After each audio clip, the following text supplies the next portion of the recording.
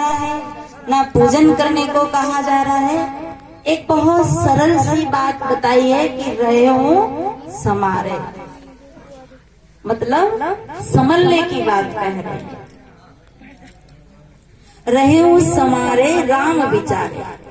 राम का विचार हम बाद में करें, पहले शायद पहली पंक्ति में कहते हैं रहे हो समारे, क्योंकि एक एक अंग एक एक बात संभालने की है। अगर एक वाणी नहीं संभलती है तो महाभारत खड़ी हो जाती है। द्रौपदी ने एक शब्द नहीं संभाला, क्या कहा कि अंधे की औलाद अंधी होती है। उसी का परिणाम आया कि महाभारत खड़ी हुई।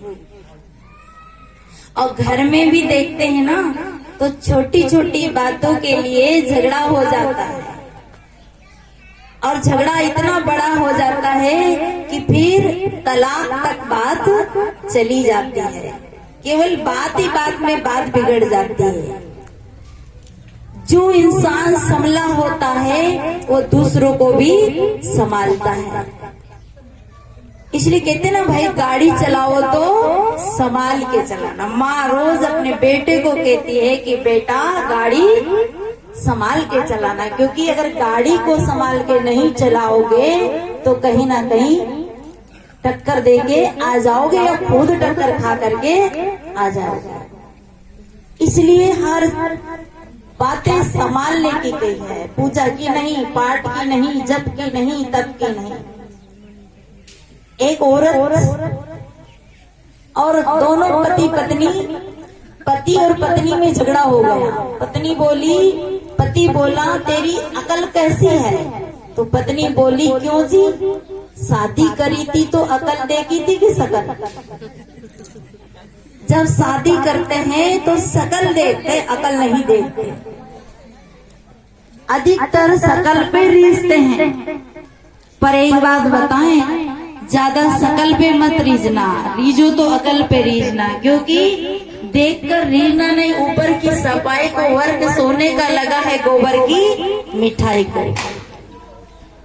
जब हमारे भाई लोग लड़की देखने जाते हैं तो अच्छी हो, गोरी हो, बढ़िया सुंदर हो, और माई लोग भी कहती मेरी बहू ऐसी हो जैसे हेमा मालिनी हो, करिश्मा कपूर हो, ऐसी बहू हो, और बेटो भले भोंदू ही हो। अब बताओ, सुंदर बहू आ जाए और बेटा बेढंगा हो तो उसका तो कर्म ही फूट जावे नहीं। और ये बहनें जब आती है ना तो कैसी लगती है, जैसे चंद्रमा उतर आया, चंद्रमुखी लगती है, सुंदर लगती है। थोड़े दिन रहने के बाद कैसी हो जाती है? अबे मेरी पार्टी की बदनामी कर रही हूँ मैं। थोड़े दिन कैसी लगती है? जैसे चंद्रमा।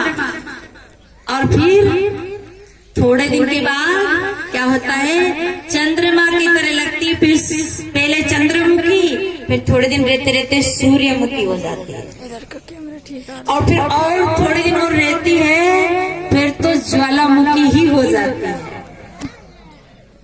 तो देखिए, शकल पे मत रीझना, अकल पे रीझना। तो बोली देखो, मैं भी आपकी शकल पे रीझ गई, मेरे में भी थोड़ी अकल होती तो मैं तुम्हारे चक्कर में नहीं पड़ती। इसलिए देखिए, वाणी को संभालना बहुत जरूरी है। अगर घर की माँ संभली होती है, सास संभली होती है, तो वो अपनी बहू को भी संभाल लेती है। सास और बहू दोनों ही थे, और घी का डिब्बा ऊपर सीके पे रखे। सीका जानते क्या आप लोग? तो सीके पे रख रही थी, हाथ से डिब्बा छूटा तो क्या हुआ कि डिब्बा छूटा तो घी बिखर गया। घी बिखर गया और बहू गिर गई। सासू माँ कहती है कि बेटा तेरे कहीं चोट तो नहीं आई, तेरे कहीं लगी तो नहीं? वो कहती मम्मी मेरे चोट तो नहीं आई, लगी तो नहीं, पर 4-5 किलो घी बेकार चला गया। सास कहती है कि बेटा घी गया तो गया, पर तेरा पैर फ्रैक्चर नहीं हुआ, तेरे कहीं चोट नहीं आई, घी तो फिर कमा लेंगे। समय की बात थी, बहुत दिन हो गया।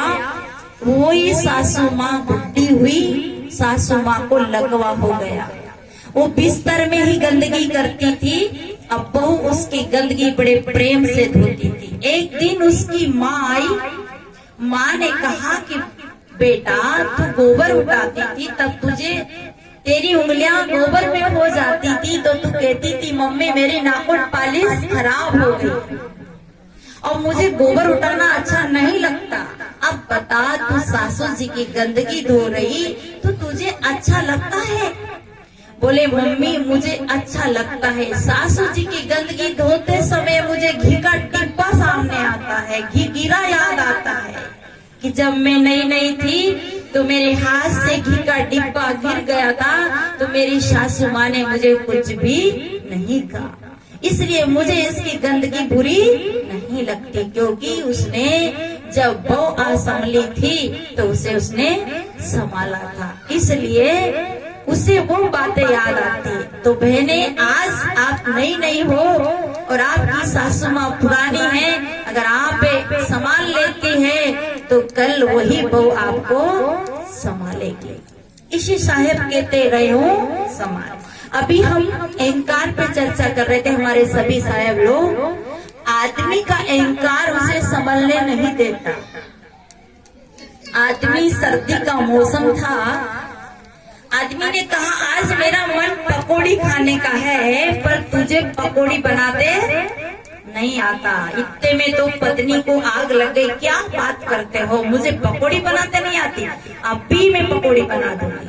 तो वो क्या की, आदमी आधा किलो बेसन लाया था, थोड़ी सी मिर्ची धनिया लाया था।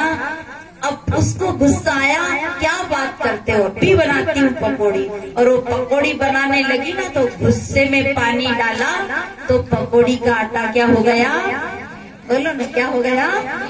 अरे बहुत जानते लोग, गीला हो गया।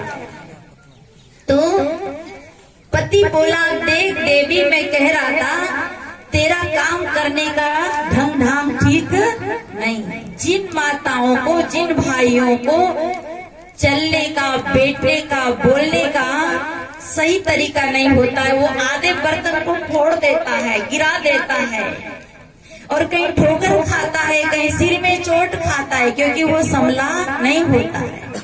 तो पति बोला देख तूने वही किया ना, ये पकौड़ी का आटा खराब कर दिया, गीला कर दिया। वो क्या बोली, क्या हो गया, गीला हो गया तो मैं चीला बना दूंगी। पति बोला तुझे चीले भी बनाते नहीं आएगा। बोले क्या बात करते, अभी बनाती हूँ चीला। तो और थोड़ा गुस्सा बढ़ा, पावर बढ़ा, तो थोड़ा और पानी, मतलब पकौड़ी से थोड़ा और गीला होना चाहिए चीला, पर इतना डला कि वो और ज्यादा पतला हो गया। पति बोला देखो मैंने कहा था ना तुझे ना तो पकौड़ी बनाते आएगी ना आप चीला भी बनाते नहीं। वो बोली चीला नहीं आएगा तो मैं कड़ी बना दूंगी। बोले तुझे कड़ी भी बना दे। अब वो गुस्सा तो था ही। जब क्रोध आता है तो आदमी असंभला हो जाता, अव्यवस्थित हो जाता है, इंद्रियां अव्यवस्थित हो जाती है, वाणी अव्यवस्थित हो जाती है और क्रोध में बहुत बड़ा, अहंकार में बहुत बड़ा अपराध हो जाता है। इसलिए मैंने एक बात और बताऊं, पति की आंखें लाल हो तो समझ जाना कि खतरे के निशान है। आगे ट्रेन आ रही हो, अगर खतरा हो तो कौन सी झंडी दिखाते हैं? लाल झंडी। एक गार्ड लोग बैठे ना, इनको पता है, लाल झंडी दिखाकर गाड़ी रोकी जाती है, हरी झंडी से गाड़ी बढ़ाई जाती है। अगर पति की आंखें लाल हो तो समझना कि खतरे के निशान आ रहे हैं। और आप गाड़ी चलाते हो चौराहे पे तो हरी लाइट जले तो गाड़ी आगे बढ़ाओ और लाल लाइट जले तो गाड़ी को रोक दो। जिंदगी में अगर पाप गर्म हो तो बेटा को नरम हो जाना चाहिए। पति गरम, पत्नी नरम, माँ गरम, बेटा नरम, तो झगड़ा नहीं होता। पर वो तो और गरम हो गई। क्या बात करते हो, कड़ी बनाते नहीं आती, अभी बनाती। और पानी डाला तो ना वो पकौड़ी बनी, ना वो चीला बना, ना वो कड़ी बनी। अब तो वो कैसा हो गया, फेंकने जैसे। पति बोला देखो मैंने कहा था ना तुझे कड़ी बनाते पकौड़ी बनाते नहीं आएगा। तो वह क्या बोली, नहीं आएगा तो उठा के फेंक दूंगी। पति बोला तुझे फेंकते भी नहीं आएगा। क्या बात करते हो, फेंकते नहीं आएगा।